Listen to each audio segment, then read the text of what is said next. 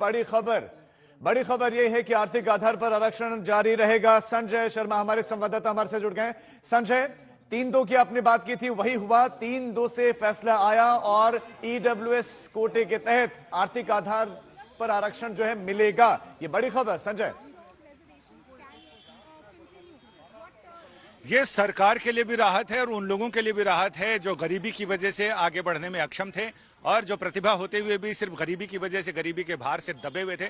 अब उन लोगों को आगे आने का रास्ता साफ हो गया है। सरकार के लिए राहत यह है कि सरकार ने जो 103वां संशोधन किया था, वो संविधान का 130वां संशोधन सुप्रीम कोर्ट ने उसे अपहेल्ड कर दिया है, उसे मंजूरी दे दी है, उस पर अपनी मोहर लगा दी है। यानी कुल मिलाकर सबके लिए राहत की खबर है। अब इस पर याचिकाकर्ताओं की प्रतिक्रिया क्या आती है, ये एक सवाल मैं माफी के साथ आपको टोक रहा हूं, क्या जस्टिस भट्ट की राय भी, क्या वो भी इस ईडब्ल्यूएस आरक्षण के पक्ष में है? उनकी राय क्या है?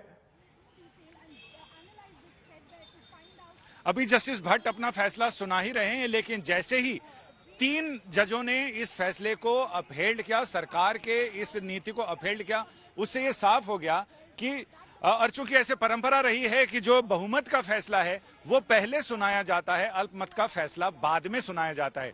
जस्टिस भट्ट के फैसले का अभी वो पढ़ ही रहे हैं अपना फैसला, उसकी सारी बातें बता रहे हैं, लेकिन फिर एक बार मेरे पास ऑडियो वहां का मिलना बंद हो गया है, जो कोर्ट रूम का ऑडियो मिल रहा था, जिससे हम ये पल पल की जानकारी अपने दर्शकों को दे रहे थे और बता रहे थे कि कौन से जज क्या पढ़ रहे हैं।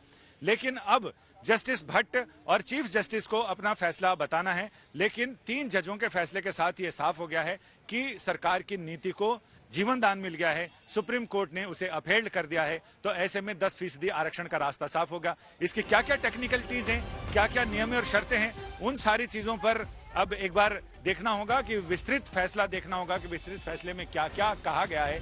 चूंकि ये फैसला हजारों पेज का होगा, 5 जजेस ने अलग अलग फैसला लिखा है, तो 1000 पेज से ज्यादा का फैसला तो जरूर होगा, क्योंकि पुराने सारे फैसले इस मामले को लेकर जो दिए गए हैं, 7 पीठ के, 9 पीठ के, 13 पीठ के फैसले, तो उन फैसलों का भी इसमें हवाला दिया गया होगा और उससे उसको जस्टिफाई किया गया होगा। तो जाहिर है कि ऐसे में, लेकिन ये आज के लिए बड़ी खबर है कि आगे के लिए ये फैसला बहुत देर और बहुत दूर संजय, हम जिन जज की बात करते हैं जस्टिस भट्ट की, उनका भी आ गया है, वो आरक्षण के से असहमत है। तो ऐसे में 4-1 से ये जो फैसला है वो आया है, 4-1 से आया है। आखिरी जज का जो फैसला है वो भी आ गया है भट्ट का, जस्टिस भट्ट का।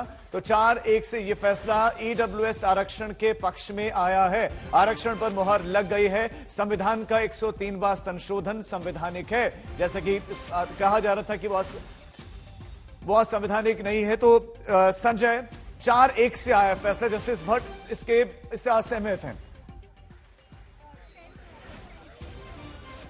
जी हां, बिल्कुल, जस्टिस भट्ट ने अपनी असहमति जताई, लेकिन जैसे ही 3 जस्टिस पारदीवाला ने अपना फैसला साफ किया, उन्होंने अपना फैसला सुनाया, तभी ये चीज बिल्कुल हाथ पर रखे हुए आंवले की तरह साफ हो गई थी कि सुप्रीम कोर्ट ने सरकार की 10% आरक्षण नीति जो कमजोर आर्थिक वर्ग के लोगों के लिए, ईडब्ल्यूएस कोटे के लिए थी, उसको अपहेल्ड कर दिया है, उसको अपनी मंजूरी दे दी है, अपनी हरी झंडी दे दी है और उसे संविधान सम्मत और कानून सम्मत माना है, उसे वैध माना है। तो लिहाजा ऐसे में देश के बहुत सारे लोगों के लिए ये एक राहत भरा फैसला है, जिनको 10% आर्थिक रूप से कमजोर वर्ग के लोगों को अब ये देखना होगा कि 8 लाख के कैप पर कोर्ट ने क्या कहा है।